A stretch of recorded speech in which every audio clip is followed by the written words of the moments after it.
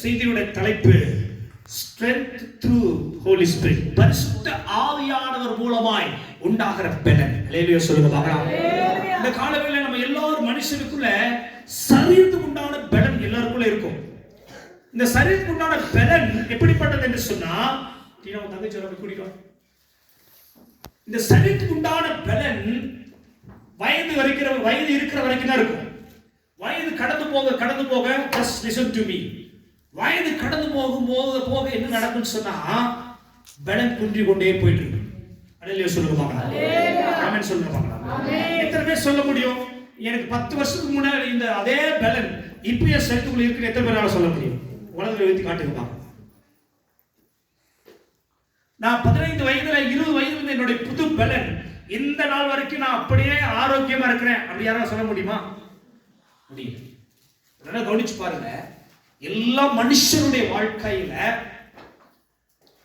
ஒரு சூழ்நிலைக்கு அப்புறம் மனிதன் தன்னுடைய பலத்தை இழந்து போகிறான். ஆனா ஆண்டவர் எப்பொழுதுமே சரீர பலத்தை கொண்டு நம்மை பலப்படுத்துகிறவர் அல்ல, உன்னதத்தில் ஒரு பலனை அனுப்பி நம்மை பலப்படுத்துகிறவராக இருக்கிறார். இந்த பலன் சாதாரண உருவாகிறது இல்ல, இது உன்னதத்திலிருந்து வருது. எங்க வருது? அல்லேலூயா சொல்லுங்க பாருங்க. இப்போ இந்த உன்னதத்திலிருந்து வருகிற பலன் ஒரு மனுஷனுக்குள்ள வரும்போது அந்த மனுஷன் வித்தியாசமுடையவனாய் மாறுகிறான். இரண்டாவது அசாத்தியமான காரியங்களை செய்கிறவனாய் மாறுகிறான். இந்த வார்த்தை எத்தனை புரிஞ்சது? அசாத்தியமான காரியம் சொல்லுங்க, பக்கத்துல கரப்படி சொல்லுங்க. உன்னதமானவருடைய பலன் வரும்போது, உன்னதத்திலிருந்து ஒரு பலன் வரும்போது அந்த மனுஷன் அந்த மனுஷி அசாத்தியமான காரியங்களை செய்கிறவனாய் மாறுகிறான். எத்தனை புரியுதுங்க?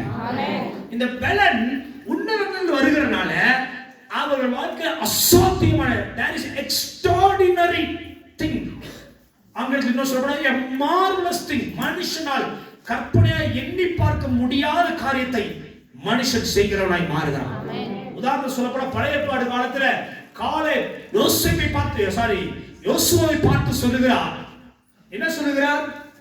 எனக்கு கொடுக்கப்பட்டிருக்கிற நிலங்கள், இந்த நிலத்தை காட்டிலும் அந்த மலை தேசத்தை எனக்கு தாரும். எனக்கு அப்போ நான் எகிப்திலிருந்து புறப்படும் போது இருந்த அதே பலன் இப்பொழுது எனக்குள்ள இருக்கிறது. அல்லேலூயா சொல்லுங்க பாருங்க. நான் போய் அந்த சத்துருக்களை சங்கரித்து அந்த மலை தேசத்தை நான் எனக்கு சொந்தமாக்கிக் கொள்வேன். எத்தனை வயதுல சொல்றாரு? 80 வயதுல. எத்தனை வயதுல? 80 வயதுல காலே மலை தேசத்தை முறியடிப்பேன் என்று சொல்லி யோசுவா கிட்ட பெர்மிஷன் கேட்கிறார். இன்னைக்கு 80 வயசு வரைக்கும் ஜீவிக்கிறது மனுஷனுக்கு அரிதா இருக்கு. 80 வயதுல நடக்கிறது மனுஷனுக்கு அரிதா இருக்கிறது. இன்றைக்கு இருக்கிற ஜெனரேஷன், இதுக்கு அப்புறம் இருக்கிற ஜெனரேஷன்லாம் 80 வயதுல நடப்பாங்களான்னு கூட தெரியாது. ஏன்னா மனுஷனுடைய சரீரம் நாளுக்கு நாள் பலவீனமாய் கொண்டே இருக்கு. ஆனா இந்த சரீர பலத்தை கொண்டு தேவன் நம்மை ஆசீர்வதிக்கிறவர் அல்ல, இந்த சரீர பலத்தை கொண்டு நம்மை நடத்துகிறவரும் அல்ல. தேவன் வித்தியாசமா நம்மை நடத்துகிறவர். அப்போஸ்தலர் நடவடிக்கைகள் 1ஆம் அதிகாரம் 8ஆம் வசனத்தை எல்லாரும் வேகமா சத்தமா எல்லாம் பிரட்டி வாசிக்க பார்க்கலாம். அப்போஸ்தலர் 1:8.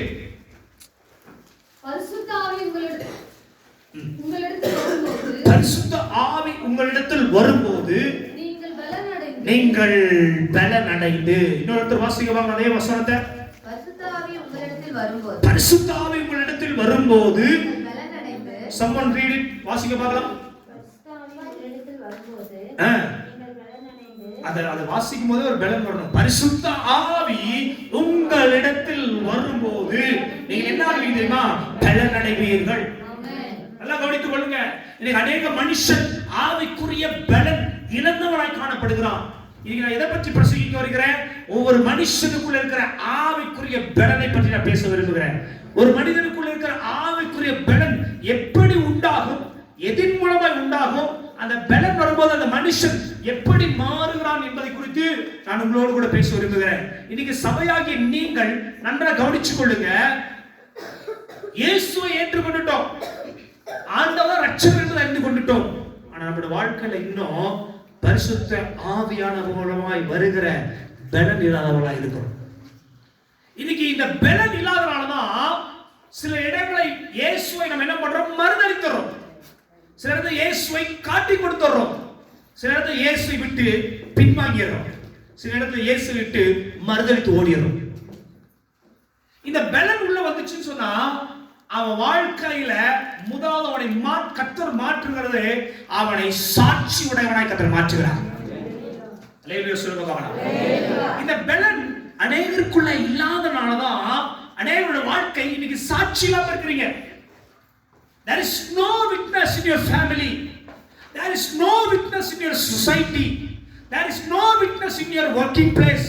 உங்க குடும்பத்துல சாட்சி இல்ல, உங்க குடும்ப சமுதாயத்துல சாட்சி இல்ல, உங்களுடைய வேலை வருமானம் செய்கிற இடங்களில சாட்சி இல்ல. காரணம் என்ன தெரியுமா? இந்த பலன் உங்களுக்குள்ள இல்லாதனால உங்களால சாட்சியை நிற்க முடியல.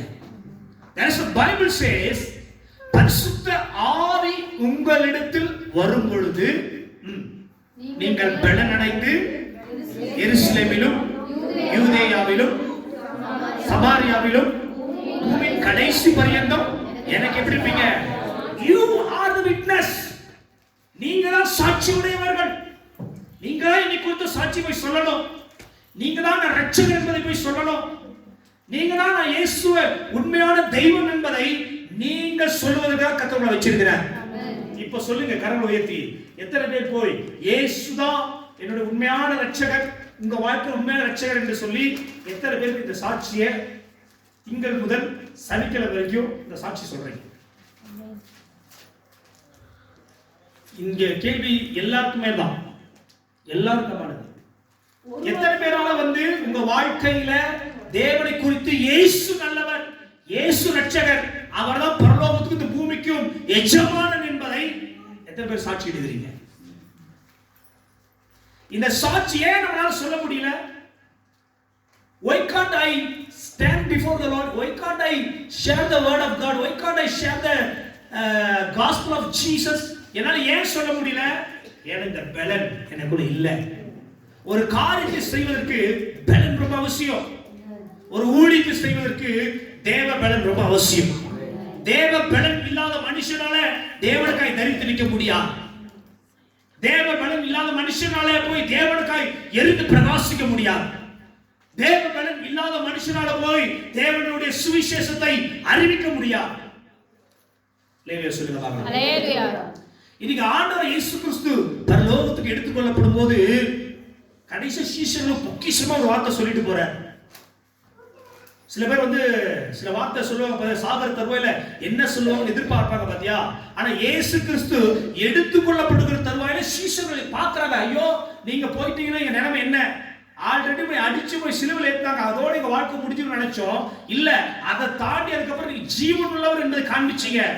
மறுபடியும் என்ன சூழ்நிலைன்னா எங்களை திக்கற்றவங்களா இந்த பூமியில விட்டுட்டு போறீங்களே அப்படி சீஷர்கள் என்ன பண்றாங்க? வானத்தை என்னன்னு பார்க்கிறாங்க. அப்போ அதுக்கு அடுத்த வசனம் கீழே சொல்லப்படுது. என்ன சொல்லப்படுதுன்னா, என்ன வசனம் வாசி பார்க்கலாம். இவைகளை அவர் சொன்ன பின்பு அவர்கள் பார்த்து கொண்டிருக்கையில் உயர எடுத்துக் கொள்ளப்பட்டார். அவர்கள் கண்களுக்கு மறைவாக ஒரு மேகம் அவரை எடுத்துக்கொண்டது. அவர் போகிற போது, அடுத்த வசனத்தை இன்னொரு வாசிங்க. அவர் போகிற போது வானத்தை அண்ணாந்து பார்த்து கொண்டிருக்கையில் இதோ வெண்மையான வஸ்திரம் தரித்தவர்கள் 2 பேர் அவர் அருகே நின்று, அடுத்த வசனத்தை இன்னொரு வாசிக்க பார்க்கலாம். கலிலேயராகிய மனுஷரே, நீங்கள் ஏன் வானத்தை அண்ணாந்து பார்க்கிறீர்கள்? உங்களிடத்திலிருந்து வானத்துக்கு எடுத்துக் கொள்ளப்பட்டது இயேசுவானவர் எப்படி உங்கள் கண்கள் முன்பாக வானத்துக்கு எழுந்தருளி போனாரோ அப்படியே மறுபடியும் வருவார் என்றார். அப்ப சீஷர்கள் வானத்தை அண்ணாந்து பார்க்கிறாங்க, இயேசு எடுத்துக்கொள்கிறதை பார்க்கிறாங்க. ஆனா இயேசு எடுத்துக்கொள்ளப்படுவதற்கு முன்பதாக ஒரு கோல்டன் வேர்ட் சொல்லிட்டு போறார். அவனை தைரியப்படுத்துற ஒரு வார்த்தை சொல்லிட்டு போறார். அவனை உற்சாகப்படுத்துற ஒரு வார்த்தை சொல்லிட்டு போறாரு. மிகுந்த மனதைரியத்தை உருவாக்குற ஒரு வார்த்தை சொல்றாரு. என்ன தெரியுமா? பரிசுத்த ஆவி உங்களிடத்தில் வரும். அப்படி வரும்போது நீங்கள் எல்லாரும் பலன் அடைவீர்கள். அல்லேலூயா. சபையே, இன்னைக்கு எத்தனை பேருக்குள்ள இந்த பரிசுத்த ஆவியானவருடைய அபிஷேகம் ஆளுகை செய்கிறது? எத்தனை பேருக்குள்ள இந்த பரிசுத்த ஆவியானுடைய வல்லமை நிறைந்திருக்கிறது? எத்தனை பேருக்குள்ள இந்த பரிசுத்த ஆவியானவர் அசைவாடி கொண்டிருக்கிறார்? இன்னைக்கு இதை பெற்றுக்கொள்ளுகிற உணர்வும் இல்லை, பெற்றுக்கொள்கிற வாஞ்சியும் இல்லை. இது பெற்றுக்கொள்ள முடியாத மனுஷன் என்ன செய்தான், பெற்றுக்கொண்டதுக்கு அப்புறம் அதே மனுஷன் என்ன செய்தாங்கிறதா இந்த செய்தி நான் உங்களுக்கு கொடுக்க போகிறேன். அல்லேலூயா. ஒரு மனிதனை மட்டும் பர்டிகுலரா எடுத்துக்கொள்ள விரும்புகிறேன். ஆண்டவருடைய 12 சீஷர்கள முதற் பேரான எண்ணப்பட்ட பேதுரு என்பவர் இயேசு கிறிஸ்துவோடு கூட 3.5 ஆண்டுகள் ஆண்டவரோடு கூட சஞ்சரித்த மனுஷன். ஆண்டவருக்கு அப்புறம் 12 அப்போஸ்தலர்களை வழிநடத்த போகிறேன் என்று பெயர் பெற்றவன். உங்களில் யார் அடுத்த தலைவன் என்று சீட்டு குலுக்கி பார்க்கிற அளவுக்கு சீட்டு கொடுக்கிற பேதுரு தான் வருவாருங்கிற நிலைக்கு என்ன பண்ணப்பட்டவர், எடுத்துக்கொள்ளப்பட்டவன் தான் இந்த பேதுரு. ஆனா இந்த பரிசுத்த ஆவிக்கு முன்பாகவும் பரிசுத்த ஆவிக்கு பின்பாகவும் அவனுக்குள்ள இருக்கிற பலத்தை பற்றி நான் சொல்றேன். நீங்க அநேகர் இயேசுவை அறிந்து கொண்டிருக்கிறோம். இயேசுவை அறிந்து கொண்டவங்களை கை தூக்குங்க பார்க்கலாம். இயேசுவை ஏற்றுக்கொண்டவங்களை கை தூக்குங்க பார்க்கலாம். இயேசுதான் என்னுடைய மனவாளன் சொல்றவங்களை கை தூக்குங்க பார்க்கலாம். இதே நிலையில தான் பேதுரு சொல்லியிருந்தா பேதுரு கை தூக்கி இருப்பார். Peter, did you know Jesus? இவன் சொல்லுவான், ஆமா, I know Jesus is son of God. அல்லேலூயா. மத்தேயு சுவிசேஷம் 16ஆம் அதிகாரத்தில் சொல்லப்படுகிறது. என்ன வசனம் சொல்லப்படுதுன்னா, என்னை யாருன்னு ஜனங்கள் சொல்றாங்க, எல்லா சீஷன் சொல்றாங்க, உம்மை தீர்க்கதரிசி, you are a prophet. Somebody says you are a Samuel. நீங்க சாமுவேல் என்று சில பேர் சொல்றாங்க. சில சீஷர் சொன்னாங்க. சில சீஷர் சொன்னாங்க சில சீஷர் சொல்றாங்க நீங்க எப்படிப்பட்டவர் தெரியுமா, நீங்க எலியா. ஆனா மத்த எல்லா சீஷனும் உண்டாபாடு எல்லாம் கவனிக்கிறீங்களா? யார் இது என்ன கவனிக்கணும்? மற்ற எந்த சீஷனுக்கு உண்டாகாத ஒரு வெளிப்பாடு இது பேதுருக்குள்ள உண்டாச்சு. அவன் சொல்றான், என்ன சொன்னான், நீ ஜீவனுள்ள தேவனுடைய குமாரன். இயேசு பிதாவாகிய தேவன் இயேசு கிறிஸ்து மகிமைப்படுத்தும் சொன்னாரு, நேசகுமாரன். நான் எப்படிப்பட்டவனா இருக்கிறேன், பிதாவாகிய தேவன் அறிக்கையிட்ட அதே வார்த்தையை இங்க பேதுரு சொன்ன உடனே இந்த வார்த்தை இயேசுக்கு ரொம்ப இம்ப்ரெஸ் ஆயிடுச்சு. அல்லேலூயா, அல்லேலூயா. இன்னைக்கு யாராவது சொல்ல முடியுமா, நான் ஆண்டவர் இம்ப்ரெஸ் பண்ற மாதிரி என்கிட்ட ஆராதனை இருக்கு, ஆண்டவர் இம்ப்ரெஸ் பண்ற மாதிரி என்னோட பாட்டு இருக்கு, ஆண்டவர் இம்ப்ரெஸ் பண்ற மாதிரி என்னோட பிரசன்னம் இருக்கு, ஆண்டவர் இம்ப்ரெஸ் பண்ற மாதிரி என்னோட டேலண்ட் இருக்கு? Can anyone say?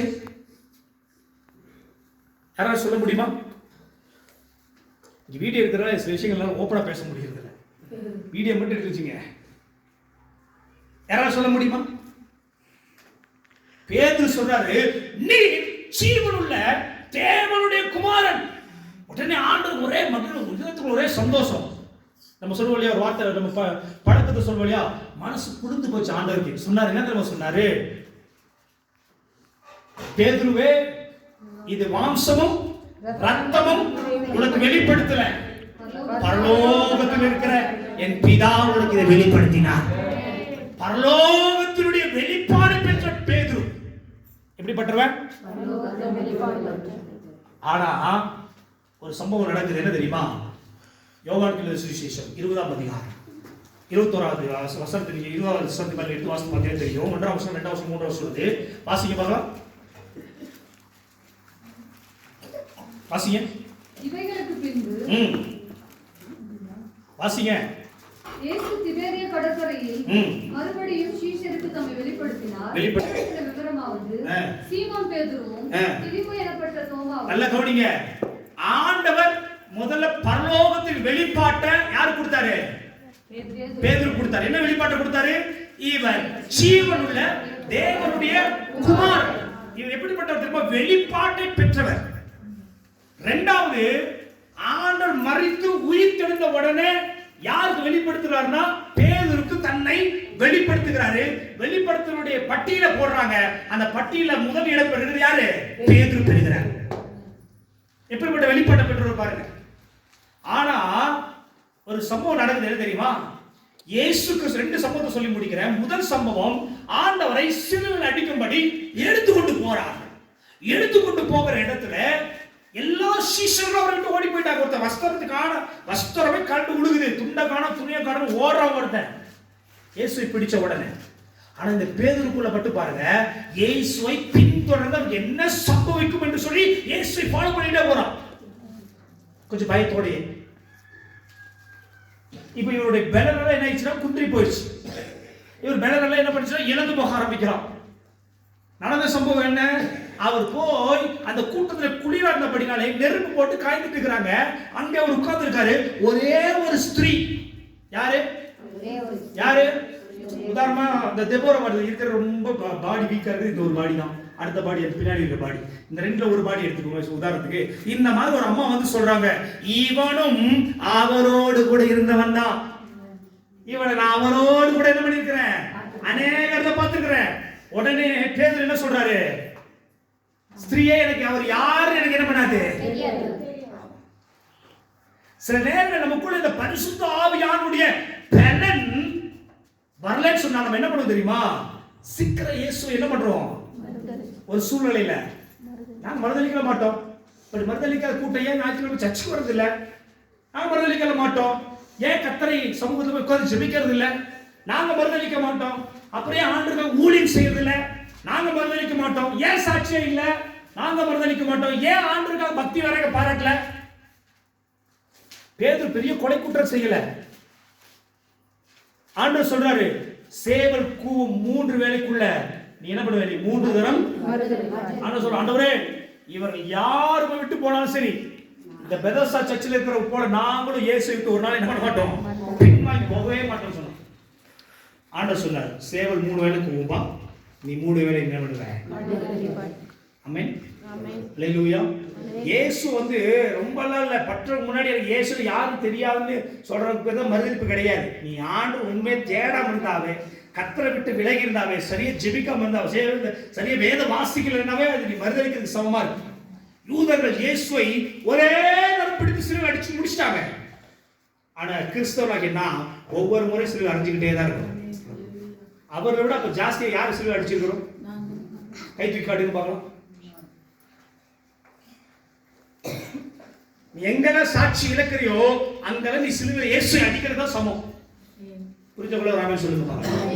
இப்போ 3 வேளை சேவல் கூர் முன்பதாக 2ஆம் தடவை ஸ்திரீ சொல்றாங்க. அவர் சொல்றாரு, எனக்கு இயேசு எனக்கு தெரியாதுப்பா, அவங்க மனுஷன் யாருன்னு அறியல. 2ஆவது தடவை சொல்லிட்டான். ஆனா 3ஆவது தடவை அந்த ஸ்திரீ சொல்றா, இல்ல நிச்சயமாய் நான் இவனை இயேசுவோடு பார்த்திருக்கிறேன். 3ஆவது தடவை சொல்றா, நான் சத்தியம் பண்ணி சபிக்க தொடங்குறான். அந்த மனுஷன் எனக்கு யார் என்றே தெரியாது என்று சொல்லி பரலோகத்தினுடைய வெளிப்பாடை பெற்றவன். ஆண்டவர் அவனை குறித்து பட்டியலிடுறாரு. தன்னை வெளிப்படுத்தும் போது அவனோட பேர் முதன்மையா வெளிப்படுத்துற சீமோன் பேதுருவை. இப்படிப்பட்ட பேதுருக்குள்ள இந்த பலன் இயேசுவை காட்டி கொடுக்கும் போது, இயேசுவை சிலுவையில் அடிக்கும் போது இயேசுவை மறுதலிக்கிறவனாய் மாறுகிறான். அநேக நேரங்கள் நம்முடைய பலன் இப்படிதான் இருக்கு. அல்லேலூயா சொல்லுங்களேன். நம்ம ஆண்டவருடைய சுவிசேஷத்தை சொல்லாத போது, ஆண்டவருடைய ஊழியத்தை சாட்சியா நிக்காத போது, ஆண்டவருக்காக எரிந்து பிரகாசிக்க முடியாத சூழ்நிலைக்கு காரணம் தெரியுமா? உனக்குள்ள இருக்கிற பலன் குன்றி போய் கொண்டே இருக்கு. உங்க பலத்துல நீங்க ஜெபிக்க பாக்குறீங்க, உங்க பலத்துல ஊழியம் செய்ய பாக்குறீங்க, உங்க பலத்துல சபைக்கு வர பாக்குறீங்க. ஒரு கட்டத்து மேல என்னால என்ன பண்ண முடியும் தெரியுமா? முன்னேறி செல்ல முடியல. ஒரு சூழ்நிலை நம்ம சோர்ந்து போய் உட்கார்ந்துறோம். காரணம் என்ன?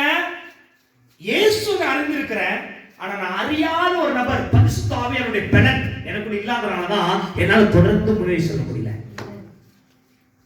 அதாவது இயேசு கிறிஸ்து எடுத்துக்கொள்ளப்படும் போது 12 சீஷர்ல 11 சீஷர் சொல்லிட்டு போறாரு, பரிசுத்த ஆவி உங்களிடத்தில் வரும், அப்பொழுது நீங்க பலன் அடைவீங்க. இப்படி சோர்ந்து போயிருக்கலாம், இப்படி மறுதலிக்கிறவங்களா இருக்கலாம், இப்பொழுது நீ பின்வாங்கி போனவங்களா இருக்கலாம். ஆனா உன்னதத்துல ஒரு பலன் வரும் பாருப்பா. அந்த உன்னதத்துல வருகிற பலன் உன்னை எனக்கு எந்த இடத்துல மறுதலிச்சாயோ அதே இடத்துல காலோன்று எனக்காய் நிற்கும்படியா ஒரு ஸ்திரீட்ட மறிச்ச. ஆனா உங்களுடைய ஒரே பிரசங்கத்துல 3 பேர் ரட்சிக்கப்படுற நாட்கள் வரும். இதுதான் உன்னதத்துல வருகிற பலன். இன்னைக்கு சபைக்குள்ள before Holy Spirit, after Holy Spirit பத்தி பேசுறேன். இப்போ நம்ம பிஃபோர் பத்தி பேசிக்கிறேன். முன்னாடி இருந்து ஒரு பேதுரு உதாரணமா உங்களோட கூட கம்பேர் பண்ணி பேசிட்டு இருக்கிறேன். எத்தனை பேர் புரியுது? இந்த பேதுரு மறுதலிச்சு போயிட்டாரு, அவரை விட நான் ரொம்ப நல்லவன் நீங்க நினைக்காதீங்க. ஆமென். பேதுரு பத்தி தான் பாஸ்ட் பேசிட்டு இருக்காரு. நான் சர்ச்சுல என்ன பத்தி பாஸ்ட் பேச நினைக்காதீங்க. இந்த பேதுருவை உங்களோடு கூட ஒப்பிட்டு பேசிட்டு இருக்கிறேன். ஆண்டவரை அவன் அறிந்தவன், ஆண்டவருக்காக ஜீவனை கொடுக்க துணிந்தவன், ஆண்டவருக்காக போய் அவனோட வேலைக்காரரோட காதை கூட வெட்டினவன் இந்த இடத்துல என்ன பண்ண தெரியுமா? இயேசுவை யார் என்று தெரியாது என்று மறுதலிச்சான். இயேசுக்காக பக்தி பாராட்டி இயேசு பிடிக்க வந்தவனை காதார வெட்டின பேதுரு. எவ்வளவு பெரிய பக்தி, எவ்வளவு பெரிய வைராக்கியம் இயேசுக்காக. ராமே சொல்லுங்களேன். நல்ல வைராக்கியம் தானே? நல்ல வைராக்கியமே இல்லையா? இயேசுக்காக காதையை வெட்டி இருக்கிறான். நல்ல வைராக்கியமே இல்லையா? என்ன கேட்டால் நல்ல வைராக்கியம் தான். ஆனா ஆண்டவர் கற்றுக் கொடுத்த முறை அப்படி இல்லை. என்ன ஒரு பிடி பண்ணா ஒரு காதை வெட்டிடுறான், மூக்க வெட்டிடுறான். ஆண்டவர் நம்ம கற்றுக் கொடுக்கல. உன்னை ஒரு கண்ணத்தில் அடித்தா மறு கண்ணத்தை காட்டி. இதான் அவரோட உபதேசம். பேதுரு இந்த உபதேசத்தை மறந்துட்டாரு. என்ன பண்ணாரு தெரியுமா? இயேசு சட்டையை பிடிச்சோட அவர் கோவம் வந்துருச்சு. கத்தி உரையிலிருந்து எடுத்து ஓகி ஒரு காதை வெட்டிட்டான். இப்படிப்பட்ட சீஷர்கள் ஆண்டவர் தேவையில்லை. இப்படிப்பட்ட கூட்டம் ஆண்டவர் தேவையில்லை. அல்லேலூயா. இயேசுக்காக ஒரு கண்ணத்தை அடித்தா மறு கண்ணத்தை காட்டுகிற சீஷர் எத்தனை பேருக்கு எழுதி இருக்கிறீங்க? இன்னைக்கு ஏதாவது ஒரு ஆவிக்குரிய சோர்வு குடும்பத்தில் வந்துச்சுன்னா, ஒரு சின்ன பிரச்சனை வந்தா உங்களால எழுப்பி ஜெபிக்க முடியல, உங்களால வேத வாசிக்க முடியல. ரெண்டாவது ஃபெயிலியர் பேதுருட்ட சொல்ற பாருங்க. இயேசு மறுரூப மலைக்கு கூட்டிட்டு போறாரு. அங்க மறுரூப மலைக்கு போன உடனே அங்கே பிதாவாகிய தேவன் இயேசுவை மகிமைப்படுத்துகிறதை பார்க்கிற பேதுரு, யாக்கோபு, யோவான் சொல்ற பேதுரு, ஆண்டவரே இங்க எலியாவுக்கு ஒரு கூடாரம், மோசேக்கு ஒரு கூடாரம், உமக்கு ஒரு கூடாரம் போட்டு உங்க பாதத்துக்குள்ளே நாங்க உட்கார்ந்துறோம். இவர் சிந்தை பூரா எப்படி மாறிச்சு தெரியுமா? தேவ பலனை கேட்ட சிந்தையை மாறல. ராமே சொல்லுங்களேன். ரலிலே சொல்லுங்களேன். மூன்றாவது அந்த ஸ்திரீ வந்து சொல்ற மூன்றாம் முறை வந்து பேதுரு பற்றி சொல்ற பேதுரு சொல்றா, சத்தியம் பண்ணியும் சபிக்கவும் தொடங்கி இயேசுவை மறுதலித்த பேதுரு. அல்லேலூயா. 3 வருஷம் ஆண்டவரோடு கூட இருந்தவன், 3 வருஷம் வேத வசனம் உள்ள போனவன். அல்லேலூயா சொல்லுங்க பார்க்கலாம். 12 சீஷர்களை ஆண்டவர் என்ன பண்ணாருன்னா அபிஷேகம் பண்ணி ஊழியத்துக்கு அனுப்புகிறாரு. ஆனா ஒரு இடத்துல வந்து ஒரு ஒரு ஒரு ஒரு நபர் வந்து சொல்றாரு ஆண்டவர்கிட்ட, ஆண்டவரே இந்த பிசாசை உங்களுடைய சீஷர்கிட்ட கூட்டிட்டு போனோம், உங்க சீஷர்களால துரத்த கூட முடியல. ஒரு பிசாசை கூட துரத்த முடியாத அளவுக்கு பலனற்று போயிருந்த பேதுரு. எத்தனை புரியுது நான் சொல்றது? பேதுருடைய முன்னாடி வாழ்க்கையை எடுத்து பாருங்க. சாப்பிடுறதுல யார் முன்னாடி போய் உட்காரலாம், யார் வந்து ஆண்டோட ஸ்தானத்தை அடுத்து பிடிக்கலாம், இந்த 12 பேருக்கு எத்தனை பேர் முதன்மையா இருக்கலாம், எங்கெல்லாம் சோறு கிடைக்கும், எங்கெல்லாம் மரியாதை கிடைக்கும் சொல்லி இப்படி பார்த்து கொண்டிருந்த பேதுரு வாழ்க்கையில 3 வருஷத்துக்கு அப்புறம் அவன் என்ன பண்றான் தெரியுமா? இன்னொரு வார்த்தை இருக்கு, வாசிக்க பார்க்கலாம். யோவான் எழுதின சுவிசேஷத்துல வார்த்தை திருப்பி கொடுங்க. யோவான் எழுதின சுவிசேஷம் 3ஆம் வசனத்தை வாசிக்க பார்க்கலாம். 2:3 சீமோன் பேதுருவும் திதிமேன பொன்னாலிந்த வாசிக்க பார்க்கலாம்.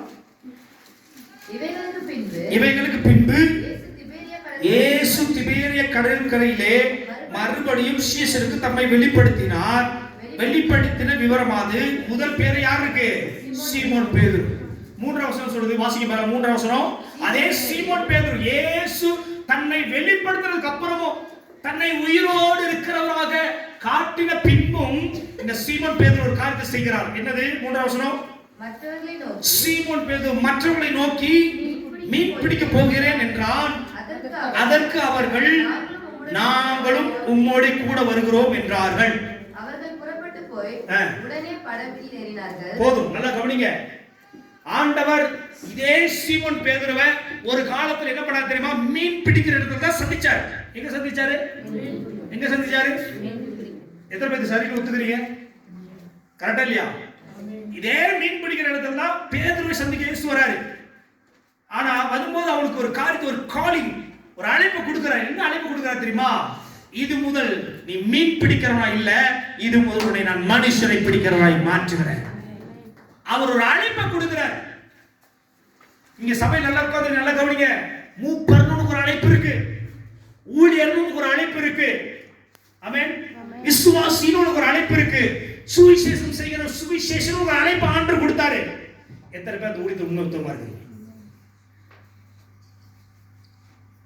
ஆண்டவர் அழைக்கும் போது இருந்த எனக்கு அந்த பலன் இன்னும் கொஞ்ச காலம் கடந்து வந்துட்ட ஊழியத்துல, இப்ப அதே பலன் எனக்குள்ள இல்ல. ஆரம்ப நாட்கள் எனக்கு ஆண்டவர் ஒரு அன்பு இருந்தது, அந்த அன்பு இருந்த அந்த பலன் இப்ப எனக்கு தொடர்ந்து எனக்குள்ள இயங்க முடியல. உண்மை சொல்றவங்க தோளுக்குள்ள ஆரம்பிச்சு சொல்லுவாங்க, உண்மையை ஒத்துக்கணும், நல்லா கைத்து காட்டு. ஆதியில் எனக்கு ஆண்டவர் ஒரு அன்பு இருந்தது, அந்த அன்பை இப்ப திரும்பி பார்த்தா அந்த பலன் நீ குறைந்த போயிருக்கு. ஆதி எனக்கு ஆண்டவர் ஒரு விசுவாசம் இருந்தது, இன்னைக்கு திரும்பி பார்த்தா கொஞ்ச நாட்களுக்கு அப்புறம் பார்த்தா பேதுரு போலதான். ஆண்டவர் பகிரங்கமா அழைப்பு கொடுத்தார்.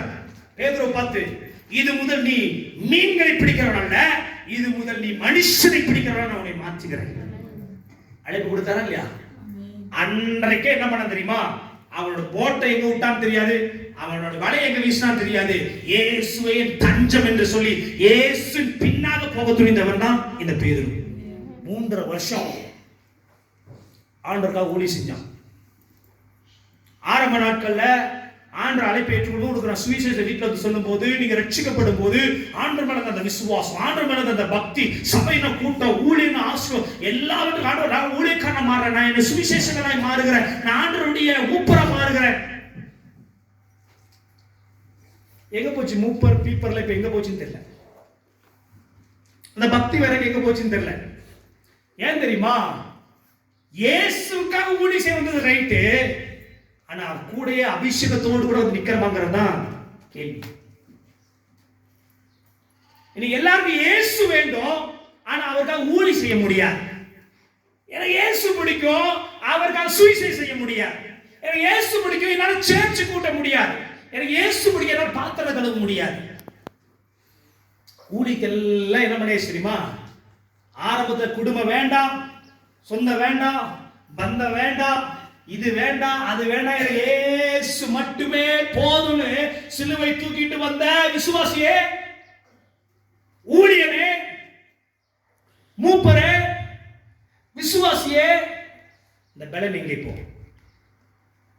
Where is your strength? ஏன் இன்னைக்கு அதே விசுவாசத்துல என்னால கால் ஊன்றி நிக்க முடியல? எத்தனை பேர் பிரச்சனை புரியுது? எத்தனை பேர் கூட ஆண்டவர் பேசி கொண்டிருக்கிறாரு? கை தூக்கி கூட வைக்கமா? எத்தனை பேர் கூட ஆண்டவர் பேசிக்கிறீங்க? ஆண்டவருக்காக ஆதியில ஒரு அன்பு வச்சிருந்தேன், இப்போ அதெல்லாம் ஒண்ணு சகஜமாய் போச்சு. ஓகே, இட்ஸ் ஓகே, ரைட் பண்ணல, நோ ப்ராப்ளம். சர்ச்சுக்கு நாளைக்கு சர்ச்சுக்கு போய் ஒரு வாரம் தானே, நோ ப்ராப்ளம். 2 திட்டுவாரு, மாடு மாதிரி நின்னோம்னா பேசாம போயிடுவாரு. அவ்வளோதான் பாஸ்கரை செய்ய முடியும். பாஸ்கர் உண்மை அவ்வளோதான் செய்ய முடியும். உன்னை ஓங்கி அடிக்க முடியுமா?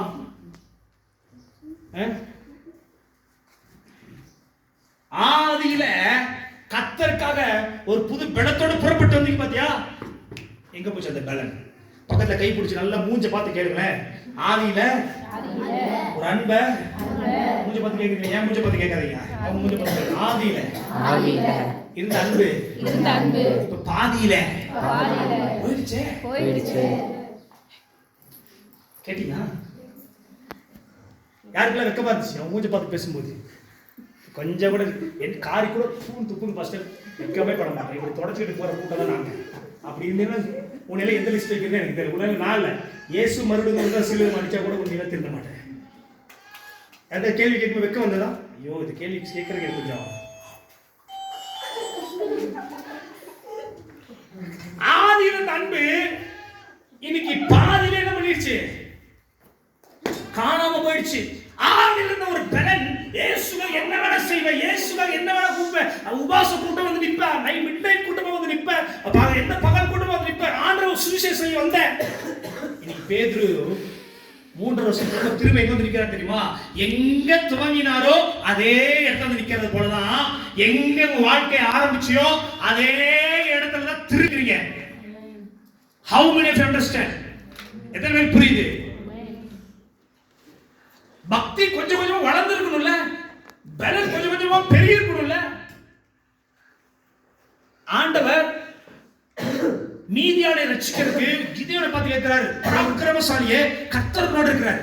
ரைட்டு, ஒரு பயந்தாங்கோலி பராக்கிரமசாலியை மாறி மீதியான கையில இருந்து இஸ்ரவேலை ரட்சித்தான். சரித்திரம் என்ன சொல்லுது? இனி உங்க சரித்திரத்தை கொஞ்சம் திருப்பி பாருங்க. உங்க சரித்திரத்தை திருப்பி பாருங்க. ஒரு 10 இயர்ஸ் ரட்சிக்கப்பட்ட விசுவாசி 10 இயர்ஸ்க்கு அப்புறம் ஒரு ஃபாஸ்டிங் பீரியட் அட்டெண்ட் பண்றது இல்ல. 10 வருஷத்துக்கு முன்னாடி ரட்சிக்கப்பட்ட விசுவாசி, ஊழியம் செஞ்ச விசுவாசி இன்னைக்கு சபையில நடக்கிற கூட்டத்துக்கு வரதில்ல. இயேசுவோட நற்செய்தி போய் வெளியே சொல்லியானா இன்னைக்கு அதே விசுவாசி பாஸ்டர் போய் ஊதி தள்ளிட்டு இருக்குது வெளியே. நீ நற்செய்தி சொல்லி ரட்சிக்கிற கூட்டம் மாறி துச்செய்தி சொல்ற கூட்டம் தான் சபைக்குள்ள நிறைய இருக்கு.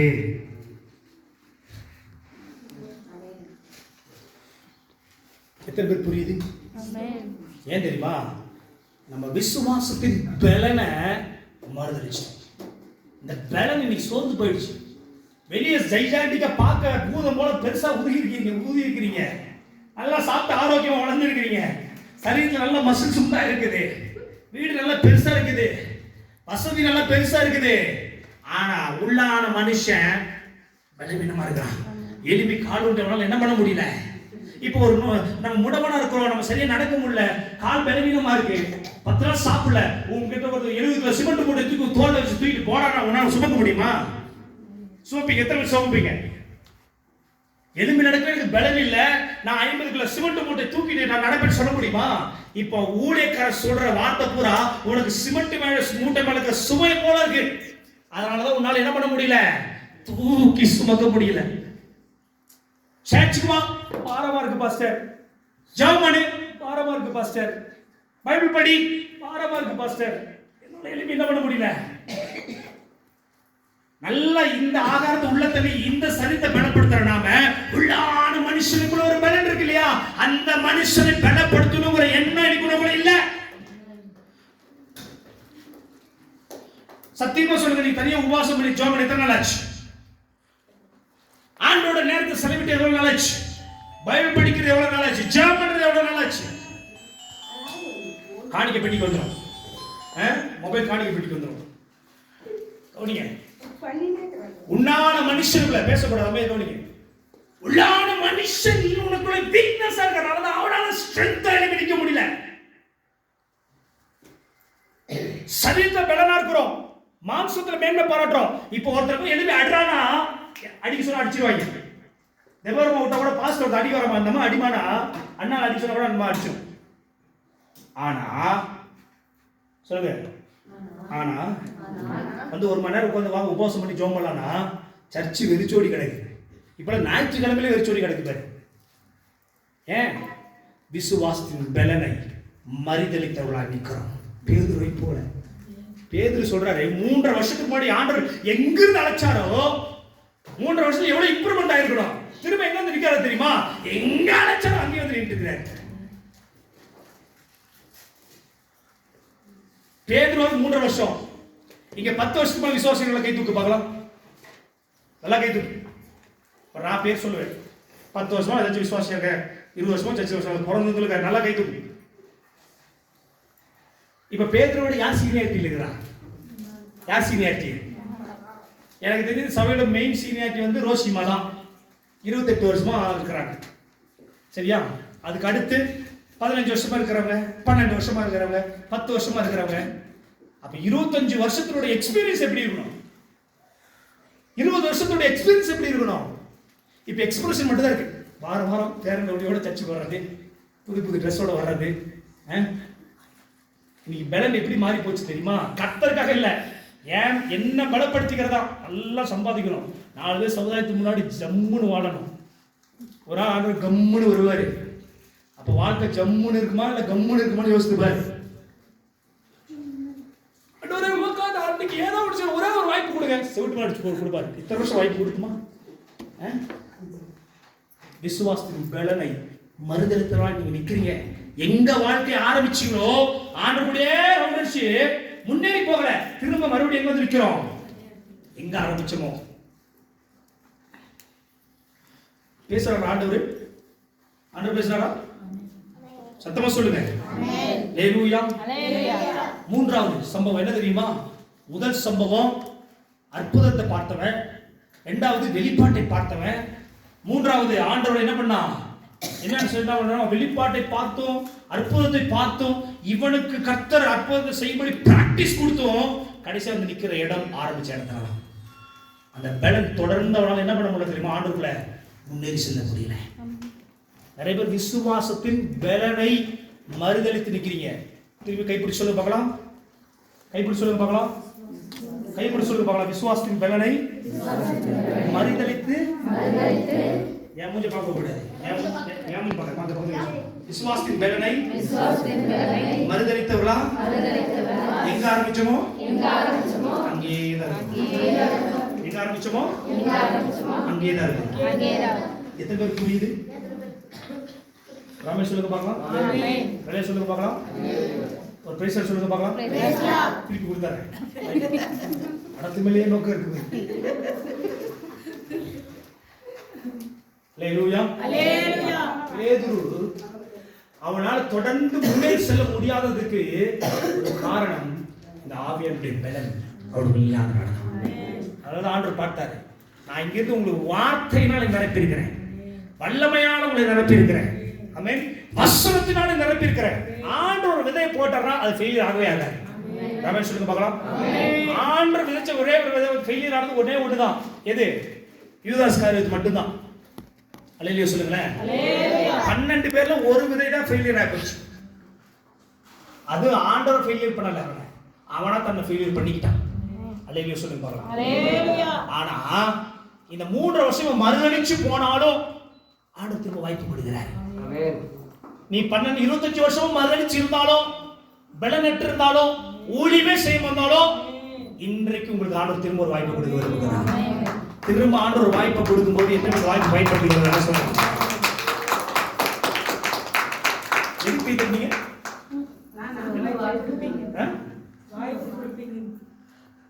கொடுக்கிற வாய்ப்பு இன்னைக்கு எத்தனை பேர் கரெக்டா பிடிச்சுடா? இந்த மாதிரி பேதுருக்கு ஒரே ஒரு வாய்ப்பு கிடைச்சது. There is only one chance. பேதுரு எங்க போயிட்டா தெரியுமா? எந்த இடத்துல ஆரம்பிச்சாரோ, எந்த இடத்துல வலையை விட்டுட்டு வந்தாரோ, 3 வருஷத்துக்கு போய் தேடுறாரு. நான் திரும்ப மீன் பிடிக்க போறேன். குரங்கு தான் கெட்டது இல்லாம ஒரு கூட்டத்தை கெடுத்துட்டு போகும் பாரு. சர்ச்சில் இருந்து ஒன்று வெளியே போனா என்ன பண்ண தெரியுமா? நாளைக்கு கூட்டிட்டு தம்பும். பாத்துருக்கீங்களா? நேற்று ஒரு சாட்சி கேட்டிருந்தேன். நைட்டு டிவியில ஒரு செய்தி போட்டு கேட்டு இருக்கும்போது அவர் அழகா ஒரு சாட்சி சொன்னார். என்ன சொல்றாருன்னா, ஒரு மிகப்பெரிய சபையை பற்றி சொல்றாரு. அது இன்னொரு நாள் சொல்றாரு. அது இப்ப வேண்டாம். அது இப்ப இந்த மெசேஜுக்கு ஆக்டா மாறாது. குரங்கு தான் கெட்டது இல்லாம வனத்தை என்ன பண்ணும்? இவன் மீன் பிடிக்க போறான்னா கப்பச்சிக்கும் இவன் மட்டும் என்ன பண்ணிருக்கணும்? போயிருக்கணும். மாறா என்ன பண்ணா தெரியுமா? 11 சீசன் கூட கூட்டிட்டு போயிட்டு நாங்களும் உங்களோட கூட என்ன பண்ண போறோம்? மீன் பிடிக்க வருகிறோம். அல்லேலூயா சொல்லுங்களேன். அப்பதான் இயேசு யோவான் 21:1 வாசிக்க பார்க்கலாம். இயேசு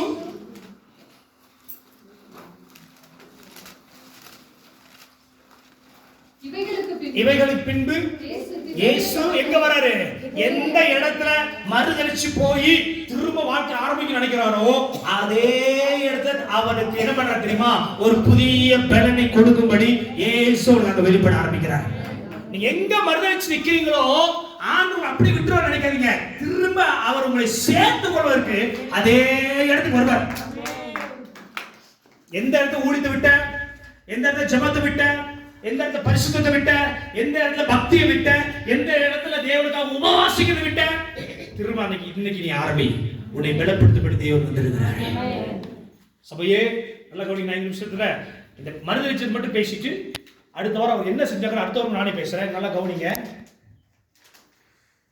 எந்த இடத்துல ஊழியம் வேண்டாம்னு சொல்லி உதறிட்டு ஊழியம் வேணும் போனாரோ திரும்ப அந்த ஊழியத்தை செய்ய முடியல. அங்கேயே வந்து திபேரிய கடவுள் நிக்கிறார். நிக்கிற இடத்துல ஆண்டவர் போட்ட விதம் அதான் சொல்லுவார். சும்மால ஃபெயிலியராக திரும்ப இந்த பேதுருவை பலப்படுத்தும்படியாய் ஆண்டவர் வருகிறார். அல்லேலூயா. 1 அப்போஸ்தலர் 1 அதிகாரம்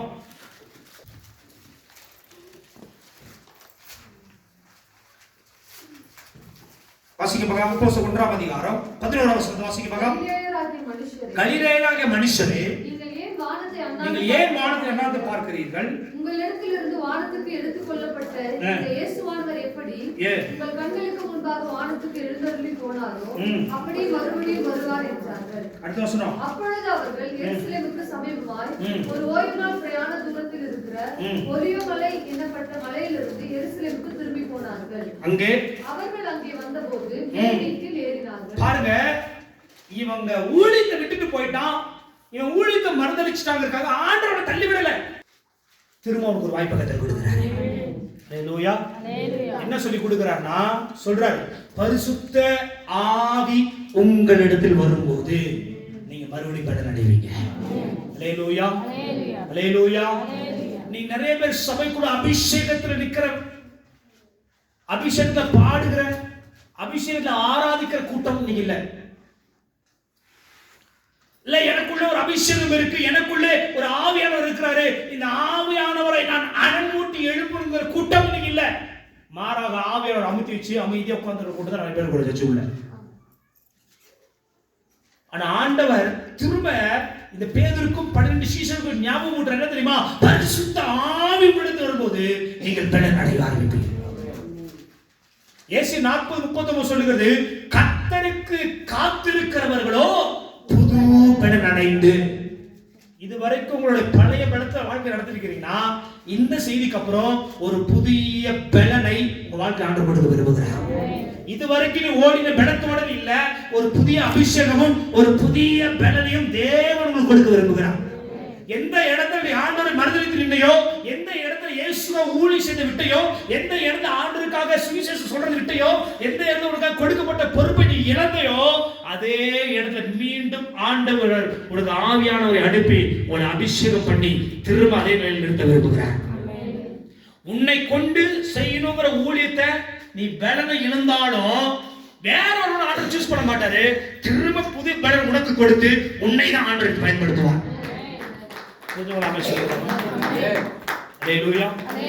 இது வரைக்கும் நான் பலத்தில் நடந்துட்டு இருந்த பாஸ்டர், மாம்ச பலத்தில் நடந்துட்டு இருந்தேன் இல்ல, அந்த பலத்தை நீங்க இங்க விட்டுட்டு இங்கே ஒரு புது பலன் ஆவியானவர் கொடுக்க விரும்புகிறார். இந்த புது பலத்தோடு கூட நீங்க புறப்பட்டு போங்க. உங்களுக்குள் இருக்கிற ஒரு மிகவும் பெரியவராக. அல்லேலூயா. இந்த வார்த்தை எவ்வளவு பவர்ஃபுல் இருக்குன்னு யோசித்து பாருங்க. நான் ஆண்டவருக்காக எதையாவது செய்யணும்னு நினைச்சேன், இன்னைக்கு நான் செய்யணும்னு நினைச்சதுனால முடியல பாஸ்டர், இப்படி ஒரு கூட்டம் இருக்கிறீங்க. நான் ஆண்டவருக்காக அர்ப்பணிச்சேன், என்னால தொடர்ந்து இயங்க முடியல பாஸ்டர், இப்படி ஒரு கூட்டம் இருக்கிறீங்க. ஆண்டவருக்காக நான் என் வாழ்க்கையே அர்ப்பணிச்சு ஊழி செய்வதற்காக, ஆனால் என்னால ஊழி செய்ய முடியல, மாறாக வேற என்ன செஞ்சுட்டு இருக்கிறேன். ஆண்டவர் மீண்டும் உங்களுக்கு வாய்ப்பு கொடுக்கிறார். கர்த்தருக்காக இருந்து பிரகாசிக்கிறது. அல்லேலூயா, அல்லேலூயா. பரிசுத்தமா இருக்கணும்னு தான் நினைக்கிறேன். எப்படி ஒரு வகையில நான் விழுந்துடுறேன், மறந்துடுறேன். ஆண்டவர் சொல்றாரு, அது அந்த பழைய வாய்ப்பை விட்டுரு, நான் உங்களுக்கு திரும்ப புதிய வாய்ப்பு கொடுக்கிறேன். ஏன்னா இன்றைக்கு பரலோகத்திலிருந்து உன்னதத்தில் வருகிறது உன்னதமான ஒரு பலன். அல்லேலூயா, அல்லேலூயா. இந்த உன்னதமான ஒரு பலனை பெற்றுக்கொண்டவங்க பாருங்க, மறுபடியும் எங்க ஜெப வாழ்வை விட்டாங்க. இயேசு போய் பேதுரு கூட்டிட்டு போறாரு, அவங்க போய் தூங்கிட்டு இருக்கான். அல்லேலூயா. ஒரு மணி நேரம் விழித்து ஜெபிக்க கூடாது கேட்கிறாரு, நல்லா தூங்கிட்டு இருக்கிறான். மறுபடியும் வந்து கேட்கிறாரு, தூங்கிட்டு இருக்கிறான். நீ நிறைய பேர் ஆவிக்குரிய தூக்கத்தில் இருந்துட்டு தான் இருக்கிறோம். எழுப்பி ஜெபிக்க முடியல, எழுப்பி வேத வாசிக்க முடியல, எழுப்பி உபவாசிக்க முடியல, எழுப்பி ஊழியம் செய்ய முடியல. பலனை இழந்து போயிட்டான். பலன் இல்லாதவளா இருக்கிறோம், பலவீனமான பாத்திரமா இருக்கிறோம். எத்தனை பேர் அப்படி சொல்றீங்க? உண்மைக்கு தூக்கி காட்டிருப்பாங்களா? என்னால் கர்த்தருடைய ஊழியத்தை செய்ய முடியாதபடி, கர்த்தருக்காக ஜெபிக்க முடியாதபடி, சபை ஒழுங்கா வர முடியாதபடி நான் பலவீனமான பாத்திரமா இருக்கிறேன். அல்லேலூயா. இன்றைக்கு கர்த்தர் சொல்லுகிறார், அப்போஸ்தலர் 1:8 வாசிக்க பார்க்கலாம். பரிசுத்த ஆவி உங்களிடத்தில் வரும்போது நீங்கள் பலனடைவீர்கள். அல்லேலூயா. செய்தி நான் முடிக்கணும்னு நினைச்சேன், இந்த இடத்துல முற்றுப்புள்ளி வைக்கிறேன். இன்னைக்கு ஆண்டவர் 5 நிமிடம் ஒரு புது பலத்தோடு இங்கே நம்ம போகிறோம். உனக்கு இருக்கிற இந்த பலத்தோட போகும். எந்த இடத்துல எந்த ஊழியத்தை செய்வதற்கு ஆண்டவருக்காக நம்ம நியமிக்கப்பட்டோமோ, ஆண்டவருக்காக அழைக்கப்பட்டோமோ, இந்த ஊழியத்தை கத்த, இது சந்தோஷ் பாஸ்டரோட ஊழியம் கிடையாது, இந்த மினிஸ்ட்ரி ஆண்டவருடைய மினிஸ்ட்ரி கிடையாது, என்னோட மினிஸ்ட்ரி கிடையாது. இது பரலோக ராஜ்யத்துக்காக கட்டப்படுகிற ஊழியம். அல்லேலூயா.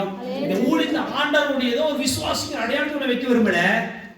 உன்னை கர்த்தர் அபிஷேகித்ததே உனக்கு ஒரு புது பலன் தந்து நீ மீண்டும் ஆண்டவருக்காக எழும்பும்படியாக, மீண்டும் ஆண்டவருக்காக ஓடும்படியாக, மீண்டும் ஆண்டவருக்காக ஏதாவது செய்யும்படியாக ஆண்டவனை தெரிந்து கொண்டிருக்கிறார். இப்ப கர்த்தர் கொடுத்த வாய்ப்பு எத்தனை பேர் சரியா பயன்படுத்துகிறோம்? எழுந்திருப்போம், எழுந்திருப்போம். ஆண்டவர் சொல்ல 5 நிமிடம், 5 நிமிஷம் தான்.